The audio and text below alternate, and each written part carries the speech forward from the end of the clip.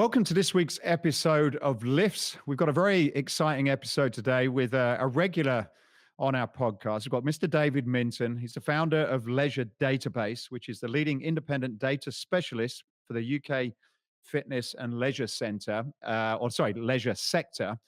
David's got a brand new report that's just come out. He's given us the exclusive to talk through this report. So welcome to Lifts, David. Thanks very much, Matthew, and thank you, Mo. Looking forward to it.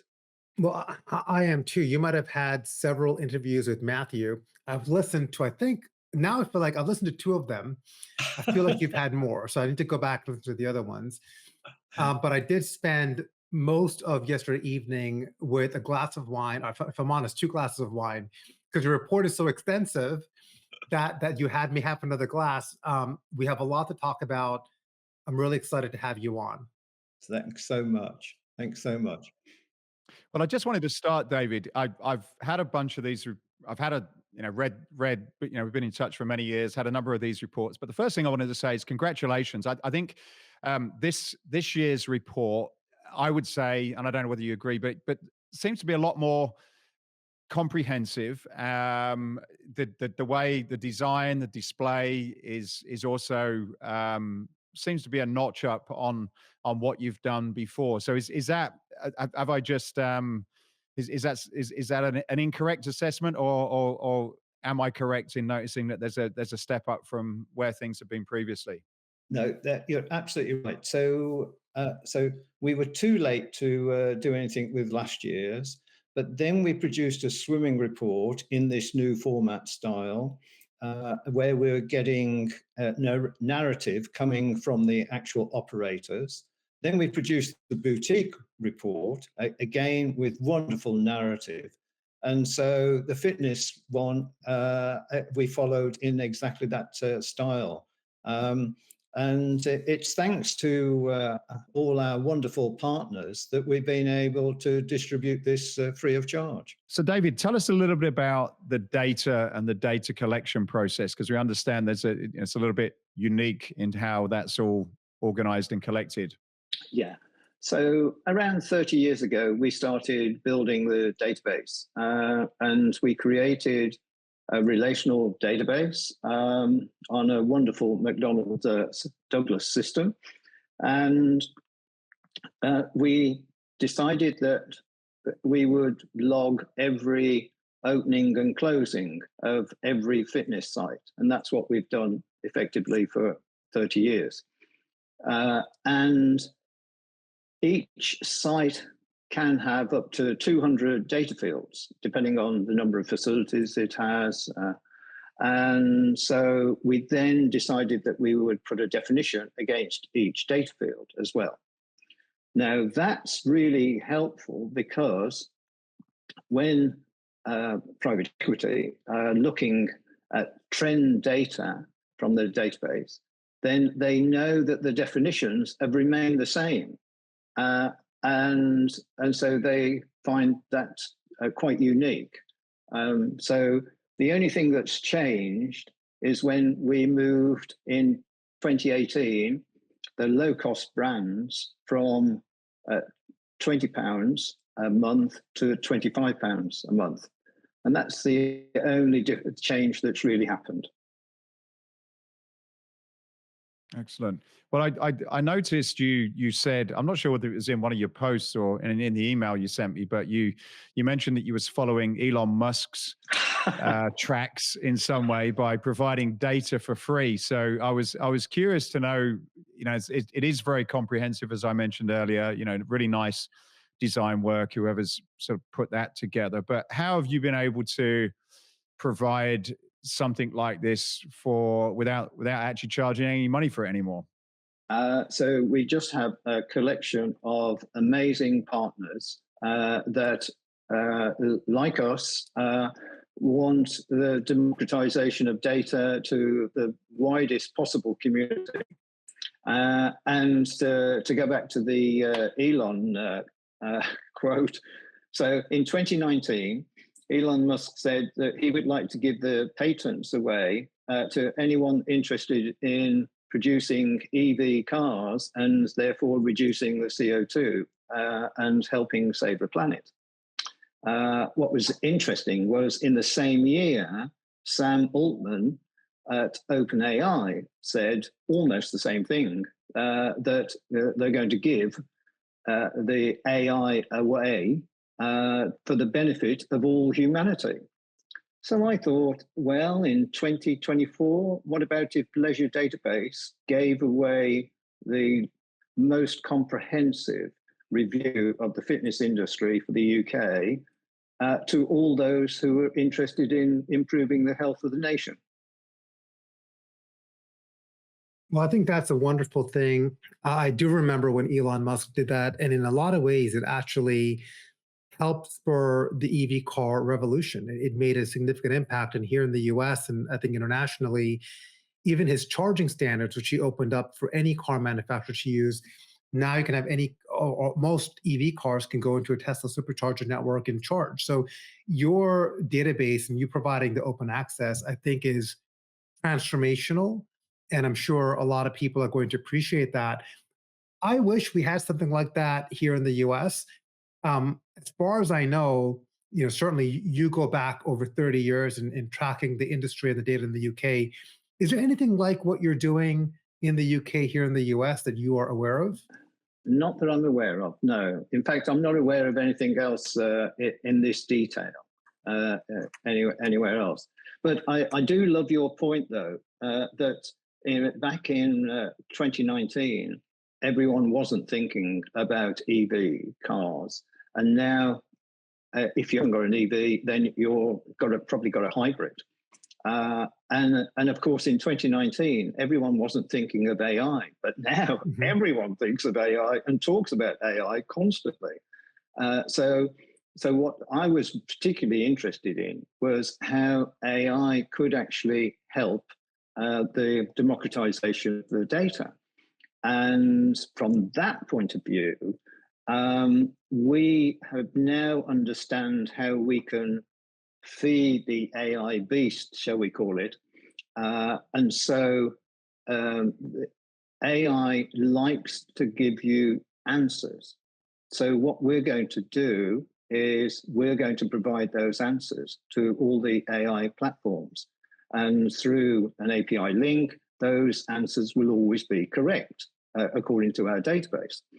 And so if you currently search for different things, then you can pick up a 10-year-old list of health clubs in the UK that is completely out of date because that search is still there. But with AI, it's going to be more up to date. Well, I think that's wonderful. And I think maybe kind of going back to your point about making this more open, and hopefully this is a transformational movement or moment rather for the industry. One of the, going right into the facts here, you've got this one data point around the penetration rate in the UK of being around 15.9%. And when you, in the report, you go back to 2019, and it's kind of been about the same, right? It's kind of been about the same here in the US, depending on what number you look at, you're between 20 and 23%. And it's really initiatives like this and like what you're doing to help move that up, right? I mean, from your perspective, what do you think is one of the more significant things that could happen to help go grab the other 84% of the market in the UK? Well, the first thing is that we have got this report into the hands of every 7,000 sites. So all the 7,000 sites that provided us with data now have a copy of the report for the first time. I mean, we used to sell a few hundred copies, but now the downloads are massive every day. And I'm just, I had this passion that we should be educating the market, and we should be educating the people that work in our industry to understand the size of the industry and the potential of the industry. And this report really does help them understand that for the first time. So I'm getting the most wonderful emails and comments on social media of people thanking us for doing this. And now, suppliers are coming to us as well as operators saying, now that you've started this, we want to get involved as well. And we want to start helping you provide more information to the sector. So what do you say, like we exchange some conversations earlier on about the report, and I've got about 20 points I wanted to go through. Unfortunately, we're not going to get time to go through them all today. But what from your perspective, what are some of your surprises in this year's report? And you know, maybe that's a good place to start, and we can kind of jump in on a few of those, and then maybe Mo and I can exchange a few of the things that we've noticed as well. But from your perspective, after doing it for so long, are there any sort of standout things that are worth us talking about, being aware of, or observing as it relates to where we go from here? Well, I suppose the first thing that we should say is that it's a great set of figures for the UK fitness industry. And in total, we do have more sites than ever before. And we have more members. I mean, 10.7 million, that compares to 10.4 million back in 2019, which was a previous high. If you remember on a previous podcast, I talked about premiumization and about how people had got reasons to put the price up. I mean, both the energy prices, but also the whole issue of COVID. And so people could genuinely talk to their members and say, we're putting our prices up. Well, that's obviously happened and come through in the report. So now more value than ever before, 5.9 billion. Now in 2019, which was a previous high, only 5.1 billion. So the premiumization has really happened, and people are therefore paying more for their memberships, generally speaking, across both public and private.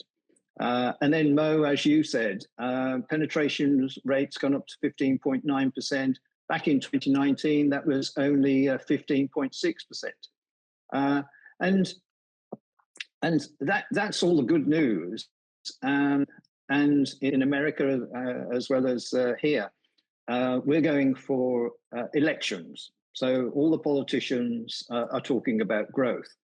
And in a way, I love the good news that I've just told you, but at the same time, if we go back to EV cars and AI, those guys had no boundaries. And those guys, they said a lack of boldness could come back to really hurt us.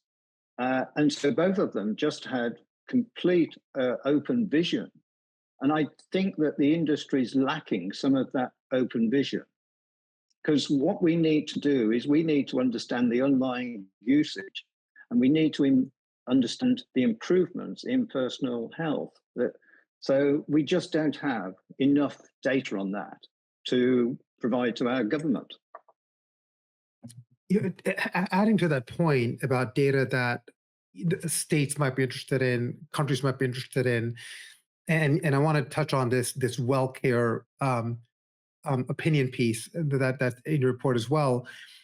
Do you foresee expanding this in future years? So maybe in 2025, in next year's report, you'll start adding in some other data points, which is more related to healthcare. Maybe you bring in data about the members and how their health outcomes are improving.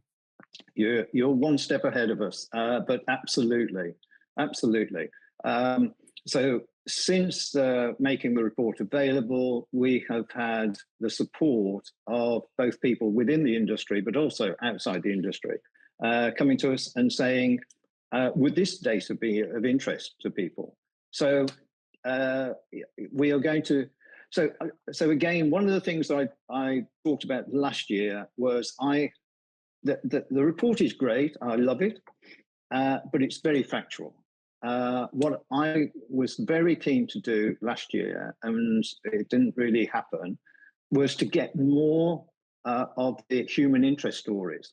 And I think, without shadow of a doubt, we're going to get more of the human interest stories.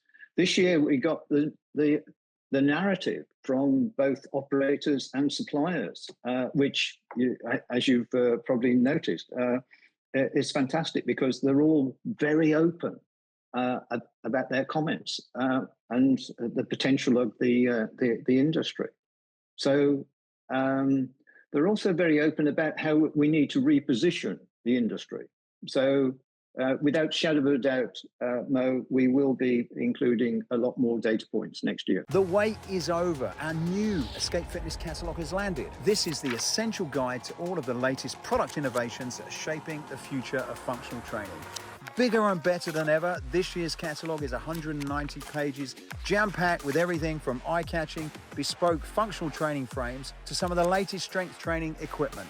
So sign up today to receive the digital version today. So what are you waiting for? Go to escapefitness.com now. Going back to your original point, David, you mentioned the value of the industry's gone up, and I was reading through it last night, and I'd be interested in your thoughts on this. But when you look at it, there's certainly in relation to last year's comments about premiumization. So my guess is there's a move up at the top end, particularly in the private clubs, which my guess is moving that value up. When you look at the budget clubs, it seems as though, although it's going up, it seems to be relatively flat, which I think is a side comment that we can discuss as well. And then the surprising one was the independents, because I think in America and Germany are two markets where you have a very strong independent fitness market. You know, a lot of owner operators running, and when you go into those gyms, very different than going into a chain, because personal service, just a very, very different experience. And yet they're seriously lagging behind in terms of the average membership that these guys and girls are charging. So when you look at the value, obviously that's great. We it's moving up, prices are going up, but it's not necessarily equal. And not to say anything negative about the big, well-funded chains, but the little guy, do you think there's a bigger opportunity for these people to be doing a little bit more and to be differentiating themselves and charging a lot more money for that in some ways in England?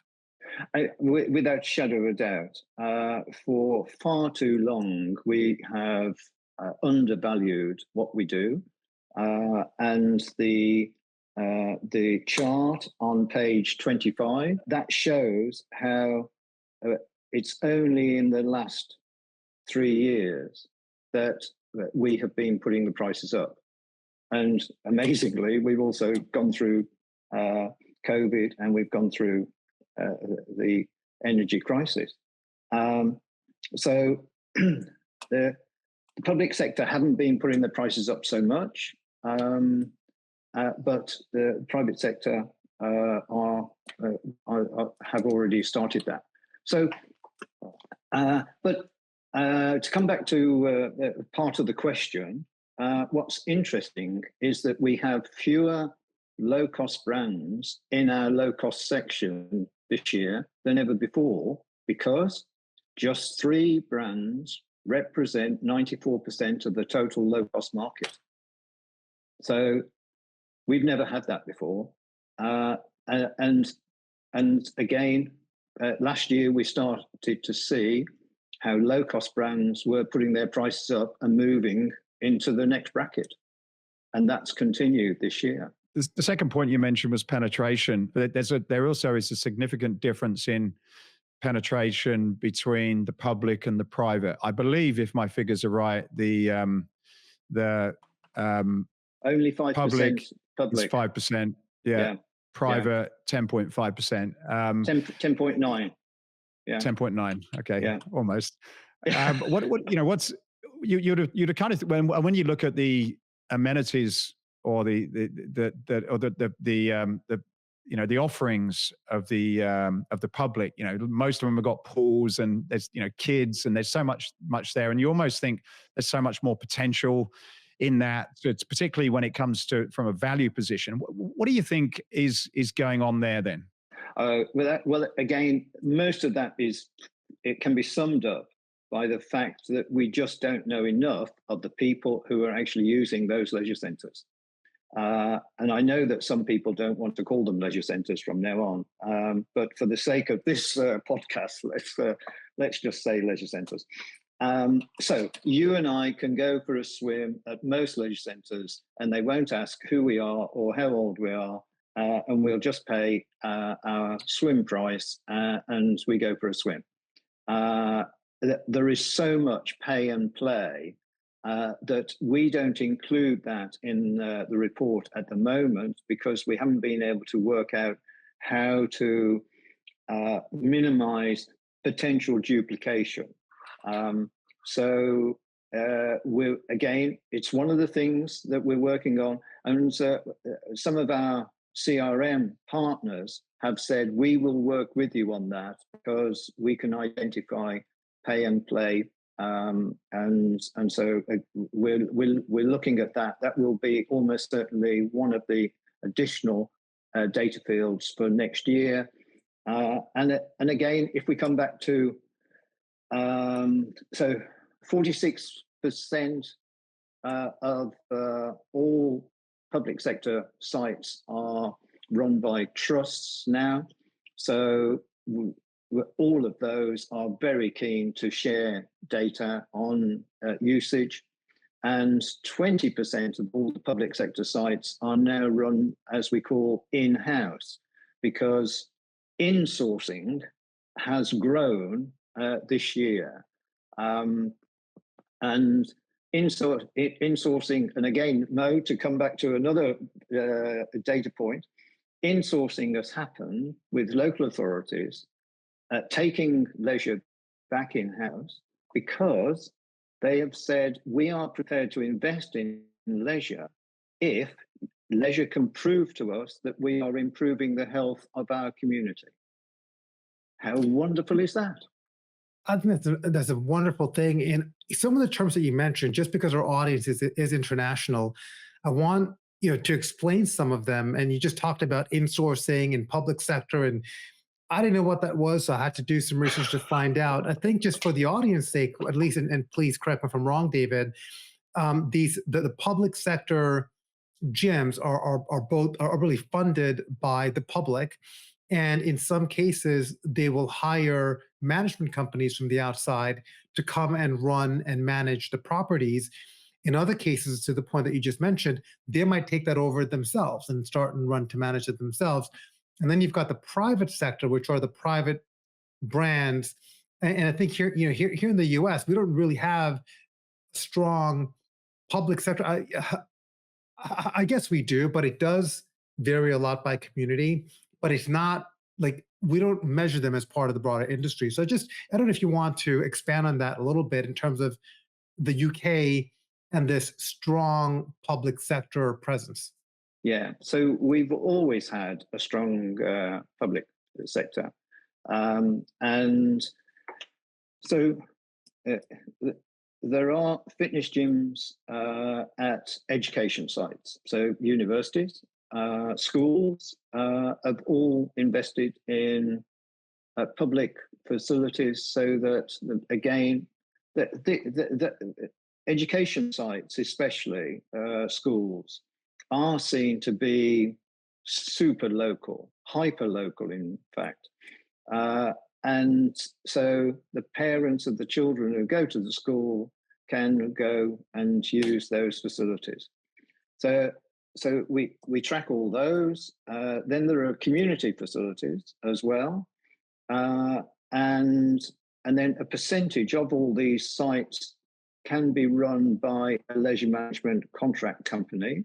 But amazingly, only about 18% of the total market is run by that at the moment.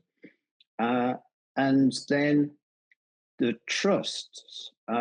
So those are non-profit organizations that encourage, again, incredible usage. I mean, our largest trust has around 260 sites. That's GLL. And they started from, I think, just 4 centres in Greenwich 25 or 30 years ago. So the trusts have expanded enormously, and as I say, 46% of all sites are now being run by them. And then we have this situation where there was always a percentage of sites just being run in-house. That is, the local authority just said, "Oh, we'll do it ourselves," or the school said, "Oh, we'll do it ourselves." And there has been a movement since COVID to encourage local politics to improve the health of the community. And they see the best way of doing that is linking leisure with health. So in all cases where insourcing has taken place, it's only taken place where a joint board of health department and leisure department have come together.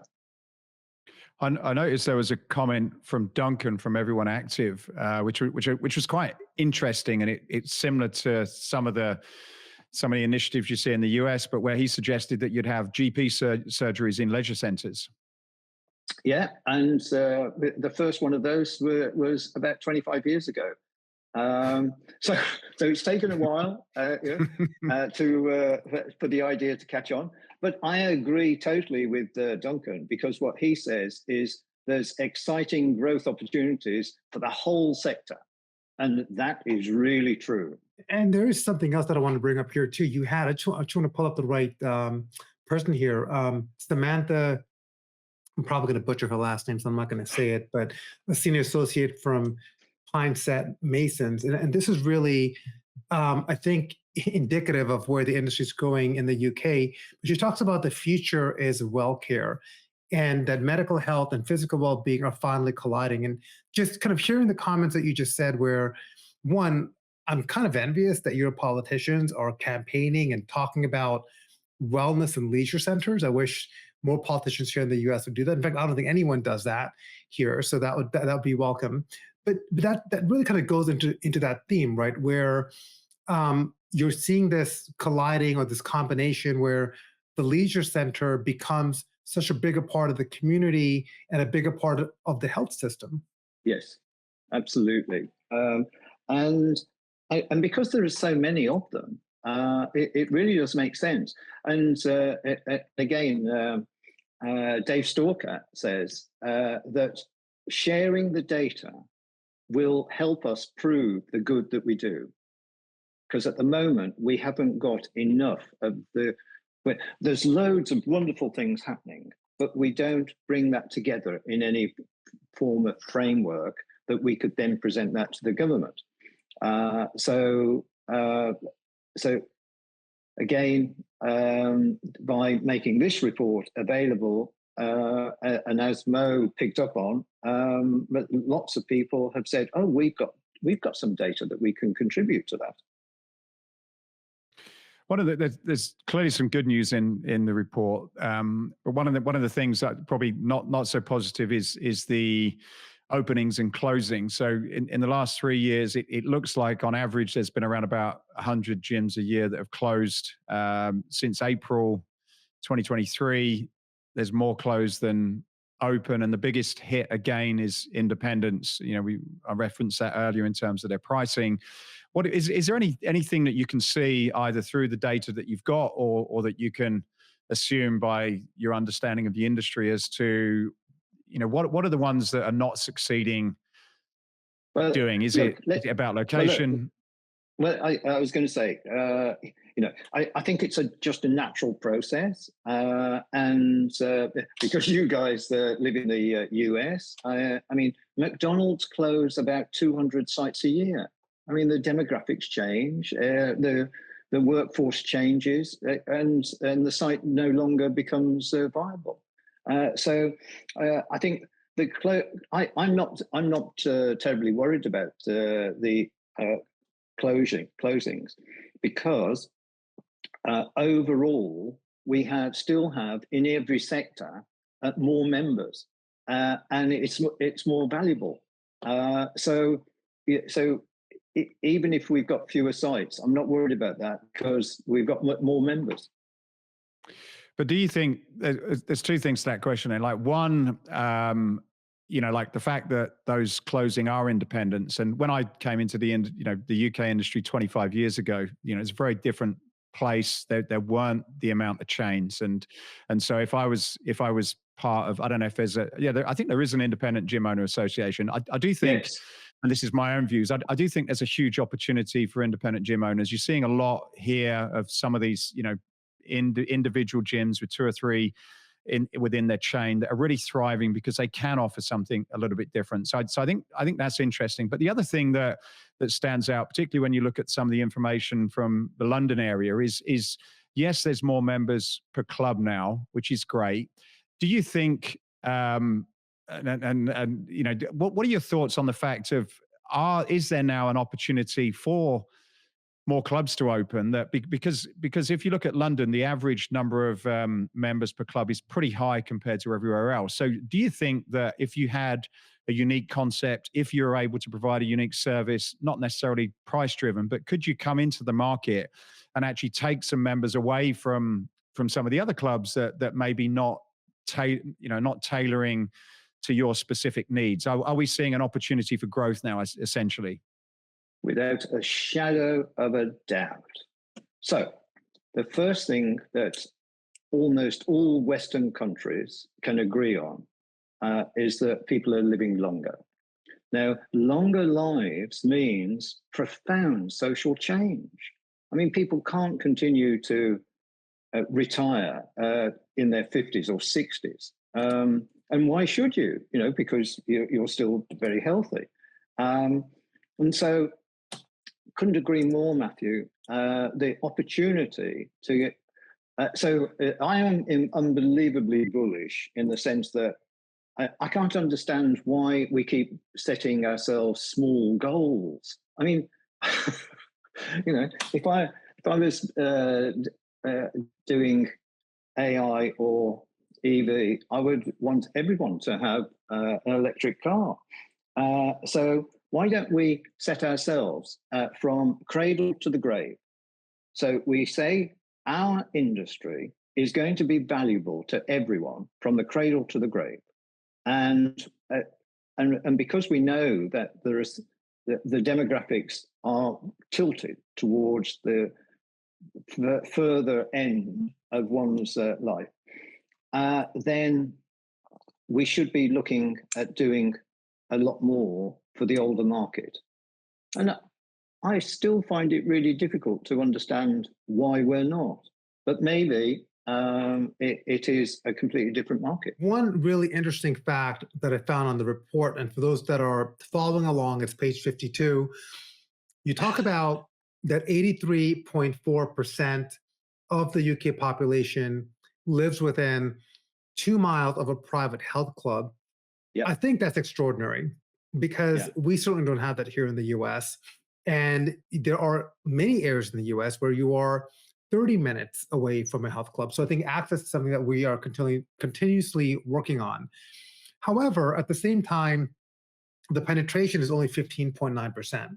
Yeah. And what do you think that the industry needs to do to get the other 85% of people into our world? Because you have public support, you have private support, you have the healthcare systems. I mean, and we talk a lot about this here, but you have it working in the UK, yet only 15.9% of the people, I'm not saying only, but it's not everyone. How do we get more people in? Okay, so we, the industry, are not changing fast enough for the pace of change we have to adjust to. So I completely agree, Mo, that we should be seeing far more. But also, I think when we start adding additional data points in, particularly for pay and play, that the figures will change in the public sector. The public sector has always been underperforming in the report, but when you go to these places, they are overperforming. So although we cover a lot of data, we don't cover all the data. So you think that is actually higher than what you are reporting on potentially, if you include the Yes, public sector? yes, yes. Okay. I mean, the public sector, for example, does more, teaches more children to swim than anyone else. But we don't actually log that. We don't have that data. So there's a so we're taking the opportunity, having thanked all those 7,000 sites and said to them, you have contributed to this report for so long. Thanks to our partners, we're now able to give you the whole report back. And those people are coming to us and saying, but you don't include this, you don't include that. And we're going, yeah, that's true, but it's always been difficult to collect that data. And they're going, well, we'll provide it to you. And one of the interesting points in terms of areas of growth, you had this industry review piece by Martin Franklin, who I believe you had lunch with today. I was chatting with him earlier, and he talks about the fact that Gen Z and millennials combined as a group now account for over 80% of all gym joiners. That's pretty significant. Yeah. It's kind of what we see in the US, the numbers aren't as high as that, but that's a significant number. What do you think is encouraging this younger population to embrace this active lifestyle? They're looking for a mate. Okay. Yes. I've heard that. I've heard that. So we know from recent studies that over 40% of Gen Zs are going for the social activities as well as the physical activities. Well, that's a valid reason. Yeah, it's strange though. It misses where the opportunity is, and whether it's because it doesn't record it, whether the data's not coming through. But it's kind of surprising that Gen X, boomers, big demographic probably needs it more than ever. It's disappointing, or I guess there's a question mark on why we're not seeing more on that end of the market, or maybe the offerings are not there for that demographic. I think the offerings definitely aren't there, and the industry still has an issue with ageism. I mean, I go quite often, but because I go to lots of different places, if they don't know me, then I get stared at, and people think, "Wow, what's he doing here?" So the industry's got a few issues that it's got to solve, but it's well on the way to solving those, I think. And do you think, with your view on the market, I remember in the last two podcasts, you've always said that, if you were able to do a gym, everybody would have their own personal trainer, which I couldn't agree with more. Probably when you're, if you're maybe you're a millennial looking for a mate, that may not be what you're looking to have from your experience, but certainly as you get older, it becomes a lot more important for a number of different ways. Based on what if someone gave you 50 million and said, David, open up, your couple of dream fitness facilities in the UK. Like, what would you be building for, and who would you be building for? All right. So I wouldn't have four walls. I would definitely have people out in the community. And Steve Wright from PowerPlate said we needed a new agenda. That's in the report. And what we do. And I agree with that as well. And I just love the idea of everyone being given a personal trainer, because that means that it goes into the diary, that person's coming to your home on a regular basis, and you're going to do something. And it doesn't matter if it's just chair yoga, or if it's aging yoga, where they teach you how to fall without breaking anything. Or if you're doing boxing in the garden, as I was this morning. it doesn't matter what you're doing. It's the fact that you're doing something, and you're doing perhaps more than what you did the day before and the day before that. At least here in the US, I'd be curious to know what an average personal training session costs in the US. It's about $100. Is it about the same in the UK? No, so you can get. I would say that you could get personal training sessions from around £50, so perhaps a half that. So it's And a then lot more obviously, accessible. yes, and of course the price does go up depending on the quality of the trainer. But at least trainers. And one of the sorry, I'm bouncing around here, but personal training is also one of the things that we might include in the next report. So we're already talking to Tara Dillon at Simspa about that, because again, Tara's got a lot of data on the sector, both suppliers and trainers. And although the training part's not comprehensive as far as we're aware, it's a great start for putting that data together. We believe that one of the biggest disruptive areas that AI potentially could have in our industry is actually in training.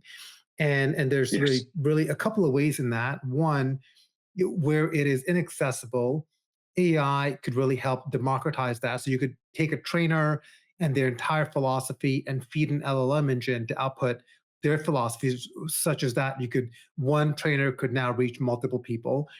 You have technologies like what we're on today in real-time video, where you might be able to have a group training session and reach people. So a good trainer could reach multiple people.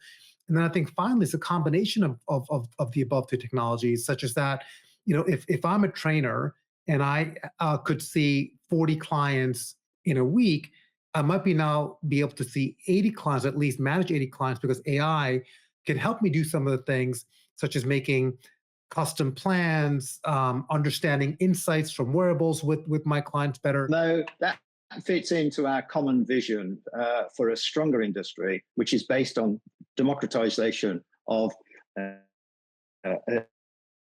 education, data, and without shadow of a doubt, AI can play a huge role in both of those areas. One of the things I was curious about, David, on the equipment section, there was an area in there that had the gym station breakdown, and I was curious to know, how do you define stations? Because in the last few years, with the increase in things like functional training, the increase in strength training, people just finding a spot and putting together some kettlebells and a mat, creating their own station. Like, how are you accurately representing stations as you would see in a gym, I guess, today?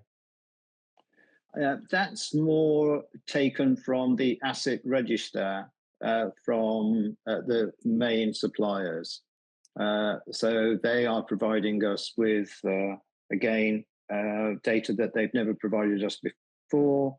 So that provides a lot of the cross-reference data.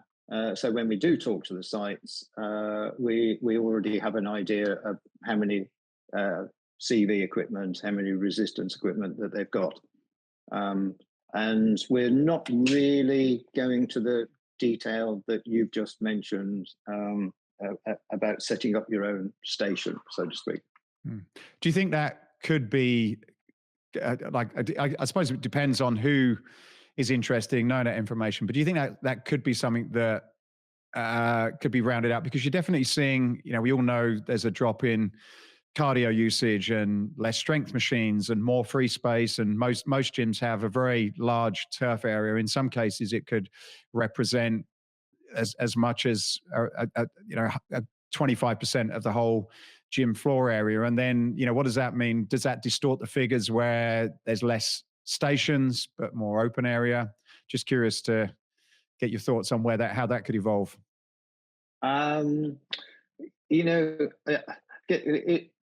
It in a way, I'd like to just park that because that's one of the many conversations that we're going to have over the next 12 months, and you'll be part of that conversation. Okay. Well, we're happy to get involved and give some thoughts on that one. The other one then I'll jump onto is Justin. We're hopefully going to get him on the podcast in a few weeks, but his comments were pretty interesting because looking at how and I guess we can sort of look at this broader than just Justin's comments, but there seems to be an interest in broadening the offering from just fitness. One of his comments was even providing sort of wealth management and advice amongst other things. So I wonder, what are you seeing about how the space evolves?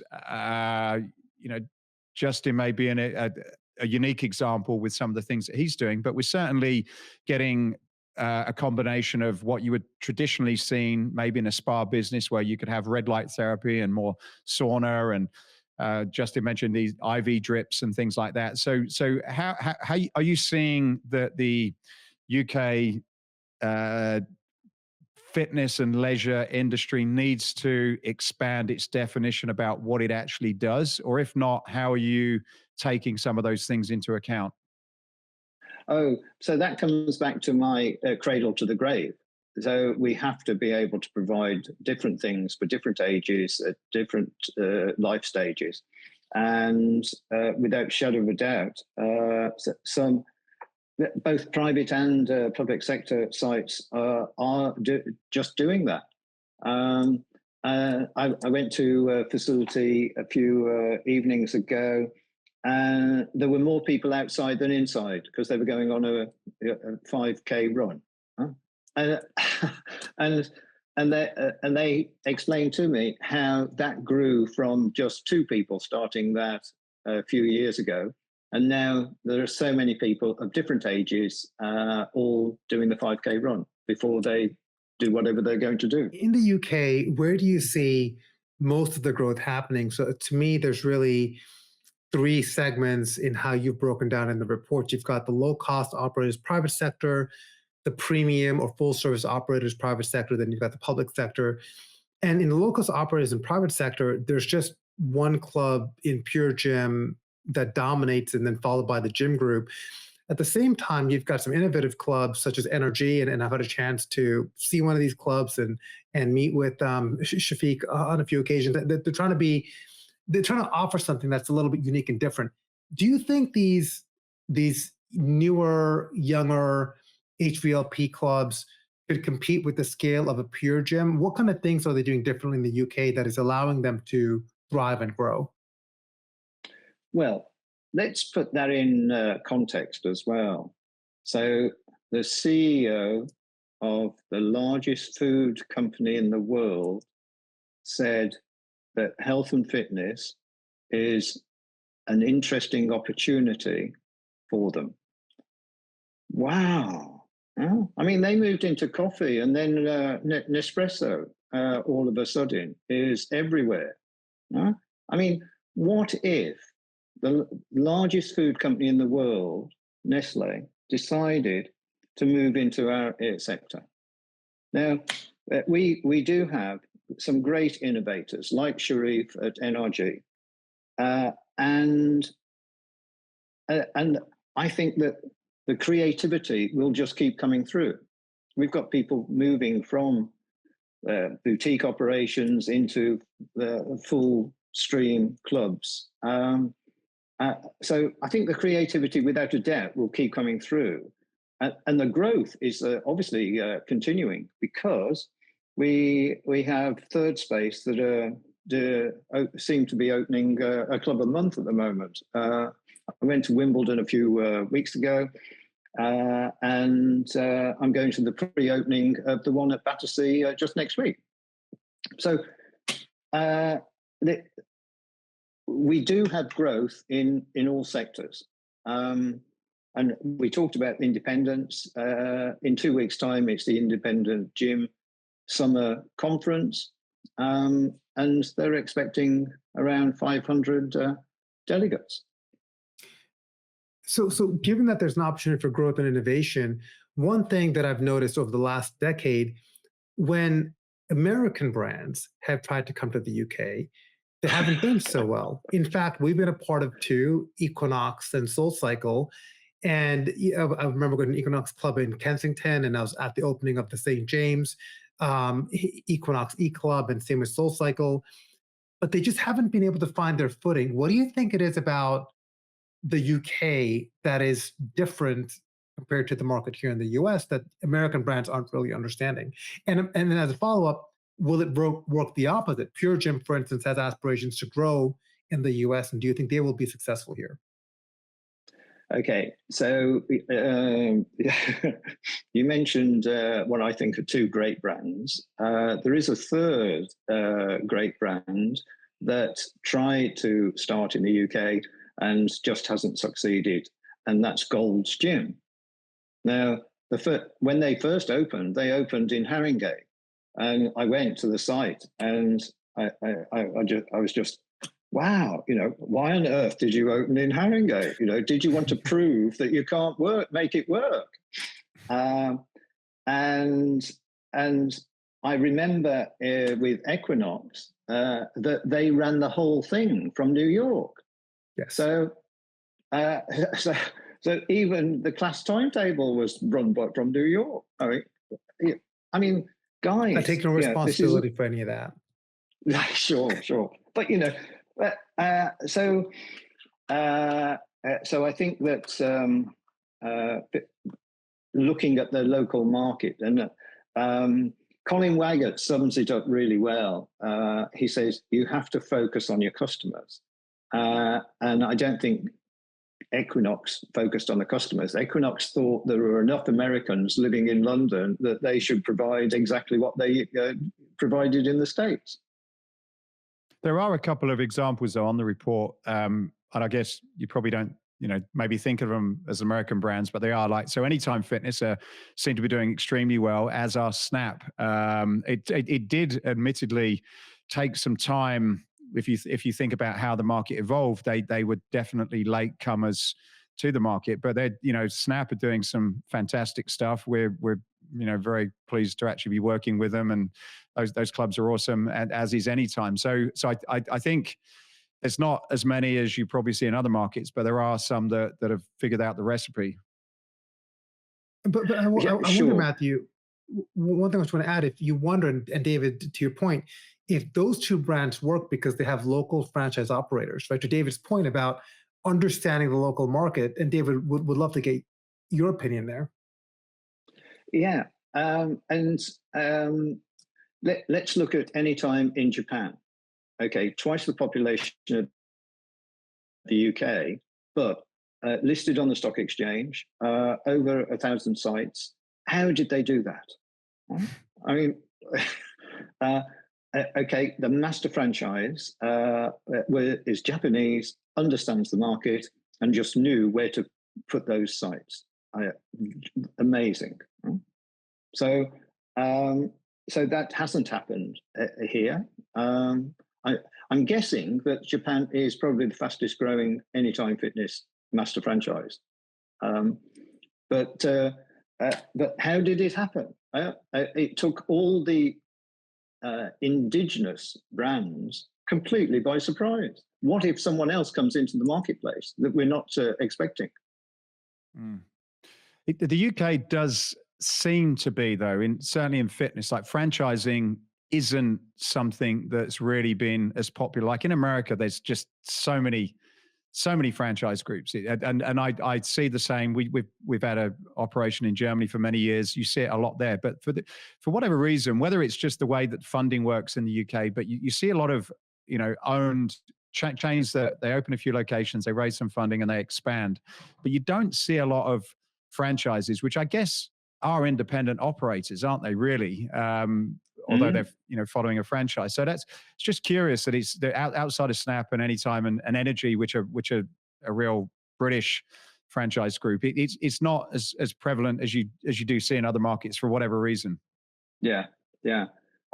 And of those numbers for Anytime, for example, there are 2 or 3 that have got quite a few of those sites and are doing very well. Mm. So, David, look, firstly, I would recommend getting this report because it's free. You don't have to pay any money for it this year. You can get a really nice sort of, or you can pay, what is it, 99 quid and get the printed one. Is that right? Yep. So we're That's it. Great. Thank you. We're going to just go put the to links. Oh, great. Oh, even better. Just go to our publications page and click on the link. It's definitely worth a read, and regardless of whichever country you're in, there's some interesting information that you can use and see how that relates to what you're doing in your market. I would certainly say there's a lot of value in having something that's anywhere near this in America with the level of accuracy. But failing that, you can check out what's going on in the UK. And what we normally do, now we've sort of promoted your fabulous article, and David's available for podcasts and speaking as well if you're interested. First class tickets only. But what we normally do as we wrap up these episodes is we do a few takeaways, and normally Mo asked this question, but we're just gonna confuse things this week and figure out how to do a wrap up. But we normally do a few takeaways of a couple of things that we've got from the conversation that are worth sharing. So I'm gonna ask you first, Mo, and then you're gonna ask me and David. Yeah, I think that works. And I think to me, David, I think this is transformative, as I mentioned earlier in the podcast.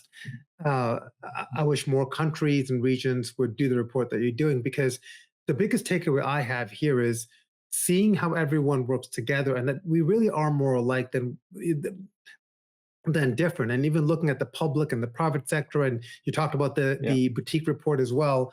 The fact that we could compare data, we're all kind of on this journey together, and the opportunity is there. You've got under a 20% market penetration, no matter how you look at it, right, in the public and private sector. And together with the data you're providing, with the right strategy and execution, we can create a product for everyone. Because the other thing that this uncovered is product differentiation is a real thing, and that there is a world, such as that you've got different brands and different experiences to suit different types of people to help them on the health and wellness journey. So that's my biggest takeaway. David, I will pass it on to you. If there is one big takeaway from your report or this podcast, what would that be? So I would say that it's data federation. So using all the new technology, we know that we can query data from different sources into a single vertical format. We can then aggregate that, anonymize it, and make that more widely available. Our aim, obviously, is to make that more widely available more often.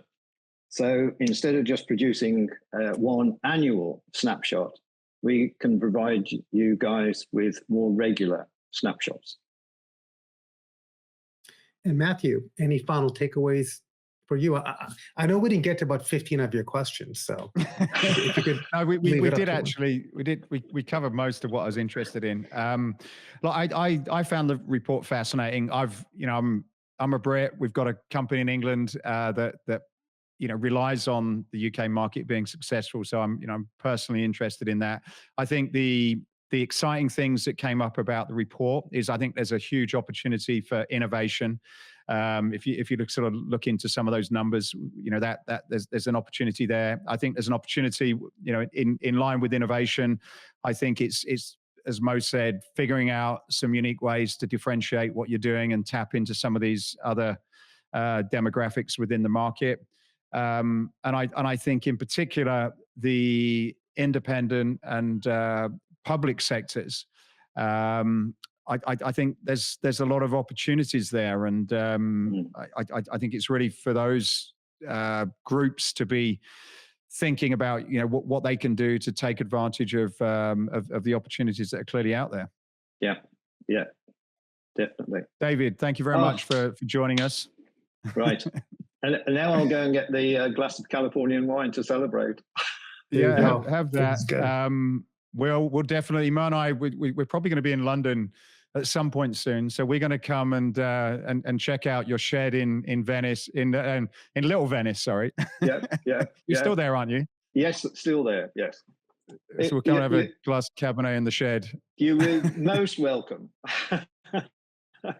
And so that's it. Thank you very much for listening. If you get any value from this, then we'd love you to share this with one or two people so we can get this message out to more people.